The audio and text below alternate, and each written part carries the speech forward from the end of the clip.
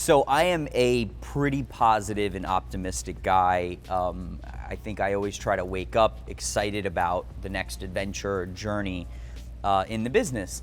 And about 3 years ago, I had one of the most emotionally draining experiences of my life.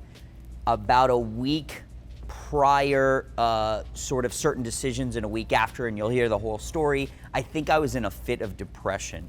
So about 3 years ago, I get a call from a dear collector of ours. I've sold him numerous unique Countachs. I actually sold him our first blue EB110. And he told me about a hidden away Supercar Collection in LA. I'd never heard of the collection. I'd never heard of the collector. And he sort of brushed it off as like, yeah, he's got some interesting cars. Maybe you can make a deal. So he gave me a phone number of one of the collectors. It was a real estate agent. I don't remember exactly, but it was someone in his organization.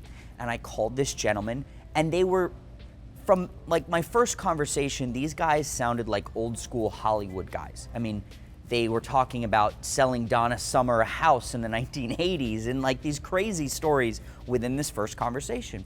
So I'm talking to the guy, and he sounded pretty well heeled himself. And he said, well, my business partner, he's got this car collection. He wants me to help him sell it.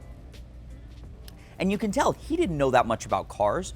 And as he started to list off some of the cars, I'm thinking in my head, this is probably some of the best curated collection I had heard of in one collection. So immediately I get very excited, and I basically told the guy, listen, I'd love to go see the cars. Can you send me a list?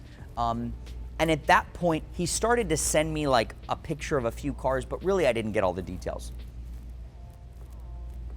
A week later, I'm on a plane. I'm basically traveling to LA. I'm bringing, at the time, my girlfriend with me, and we are going there to see this collection for the first time. Now, the collection wasn't at the guy's home. It was actually so large, it was located at an airplane hangar outside of LA. So we land in LA, we end up driving to this airport, and we get sort of jockeyed through security, etc., and we find ourselves upon this massive hangar. And the doors open on the hangar, and in front of me are 32 or 33, I forget exactly, of some of the best cars I had ever seen. I mean, we're talking BMW M1, one of two, I believe, in black, so very, very rare, low miles, a red 959, a red Carrera GT, XJ220, an EB110 Bugatti GT, Lexus LFA Nürburgring, and on and on and on. Vintage Porsche RS, original 300 SL Gullwing, and it's like, I mean, I was a kid in a candy store. Every car was better than the next. And even some of the regular cars in the collection, there was like a 550 Maranello that was just it looked like a standard 550 Maranello, but it actually had racing seats from the factory and these cool options. Even the BMW Z8 that the owner had was in a one-off, very unique color combination. It was this topaz charcoal with this two-tone interior. So obviously very excited. So I start spending literally hours documenting each car. And normally, if you're inspecting a car, there's all these different processes that you need to do. Obviously, you want to check the paint, you want to check the tires, you want to check the interior, then you're checking engine number, body stamp numbers if they have it, VIN numbers. So the process took hours. I didn't have that much time. I was allowed to take a few pictures.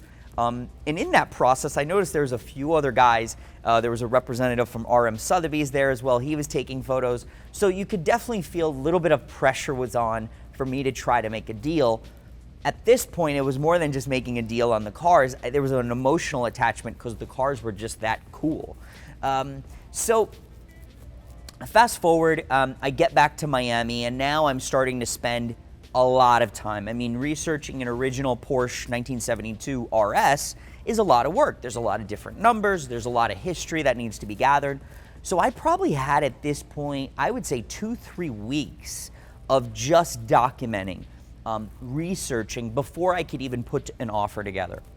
So he immediately shot me down. And you know, I started to explain to him and okay, well, this is where I came to this price, and then describing that, you know, I could make a mistake on values, and then this car will need a service, and this car will need tires.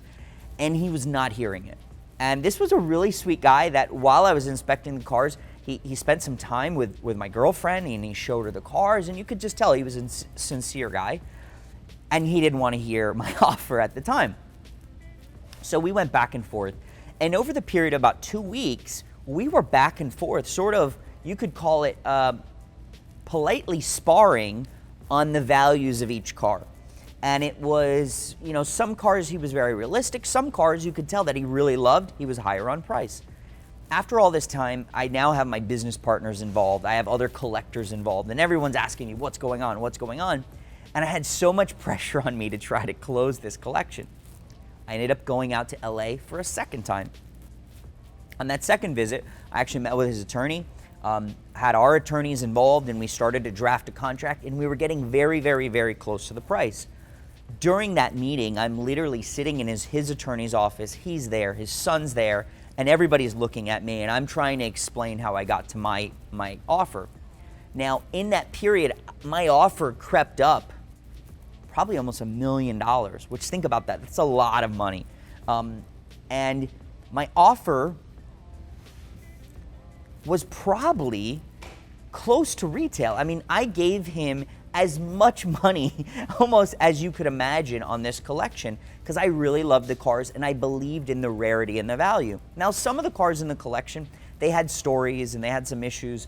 The Bugatti EB110 actually was Bugatti blue, but the original color was dark metallic green. So I knew I'd have to repaint that car. You know, there was one of the cars had non-matching numbers, okay, so the engine was replaced in period. So some of the cars had little stories, and then there were some cars that honestly, what was I gonna do with a 1965 Rolls-Royce Silver Cloud convertible? It's not our DNA, it's not something we buy and sell. So imagine I was ready to pay all the money in the world. I forget the exact number. I think it was just below $10 million for all these cars, which 3 years ago in our business was a lot of money. I mean, that's almost our entire inventory and then some. So this was a big endeavor. Just shipping it was going to be a big endeavor. Marketing it, taking photos, videos, etc. So we're there and we're at the final negotiating table and we actually came to a deal. His attorneys agreed, we agreed, and we shook hands. I walked out, I was shaking, I was excited. It was this feeling that I was about to embark on a really interesting journey and process with these unique cars and create a whole marketing campaign around this collection.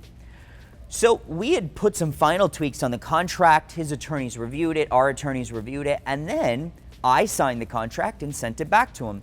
And we had verbally said, you know, we're doing a deal, we had shook hands. And I get a call probably 2 days after sending the executed contract, and it was from the mutual friend. He said, sorry, John, he doesn't want to sell the cars. And I'm like, wait a minute, hold on. We just spent almost 2 months back and forth. I've flown to LA twice. We've negotiated, we created a contract. I mean, I've spent hours investigating these cars. Man, let's figure out how we come to a deal. And he goes, no, he doesn't want to sell the cars. And I never really got an explanation. It was almost like going through a breakup where your girlfriend or your wife or whatever just tells you, I'm done. And you're like, but why? I love you. And it was so shocking, one. And two, it was so, I don't know if emasculating is the right word, but I was deflated. I'll never forget, it was like a Tuesday or Wednesday. I don't think I went to work the next day because I had felt like I had lost so much time, so much energy. And even my girlfriend, who has now become my wife, was like, what's wrong? Are you okay? And I'm like, you know, it's not even about the money. I was probably paying too much for some of the cars. It's about the journey and the process. And I end up getting over it. Obviously, I'm fine today. I was fine for months after. And recently, actually, it was about a year ago that I saw a few of his cars start to sell at auction. So I was I was sort of a little bitter about that. I had a bad taste in my mouth. I had watched some of the numbers and I was like, oh, I was gonna pay more for that car. But I think, you know, the reality was, this was a gentleman that had obviously been very successful in his life, and he was so passionate about cars. He wasn't in the business. Maybe he didn't understand all the aspects of the business, and he let his passion get in the way, which, you know, if you think about what we do, I can't get mad at that. It would be terribly difficult for me to sell. Imagine if I put together a collection of 30 plus cars and have to sell these cars. It would be like a divorce or a death or something. So I get that.